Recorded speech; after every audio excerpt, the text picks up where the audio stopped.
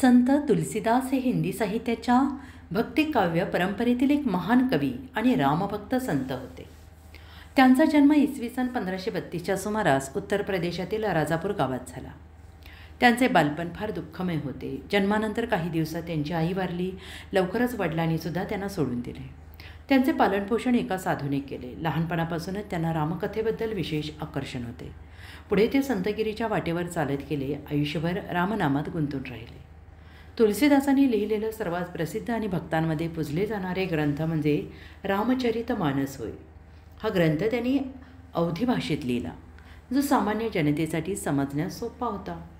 वाल्मिकी रामायणाचे हेच भाषांतर असून त्यात भक्ती, शौर्य, आदर्श, धर्माचं गूढ समर्पक रीतीनं मांडलं आहे. या ग्रंथामुळे प्रभू श्रीराम सर्वसामान्य जनतेच्या जीवनात अधिक सजीव आणि सुलभ झाले. रामचरितमानस व्यतिरिक्त हनुमान चालिसा, कवितावली, विनयपत्रिका असे अनेक काव्यसंग्रह त्यांनी रचले. तुलसीदास हे केवळ एक कवी नव्हते, तर ते एक प्रभावशाली आध्यात्मिक विचारवंत होते. त्यांच्या लेखनात एक सामाजिक नैतिक संदेश होता. त्यांनी समाजात भक्तीच्या मार्गाने प्रेम, समर्पण, सत्यधर्म यांचा प्रसार केला. त्यांच्या रचनांमध्ये संस्कृत परंपरेची गूढता आणि स्थानिक भाषेतील सहजता यांचे सुरेख संतुलन दिसते. त्यामुळे त्यांच्या काव्याने एका मोठ्या जनसमुदायाला आपल्या आंतरिक अध्यात्माशी जोडलं. त्यांचं संपूर्ण जीवन प्रभू रामाच्या भक्तीत गेलं. वारंवार ते काशीमध्ये राहत असत. रामकथांचे आयोजन करत.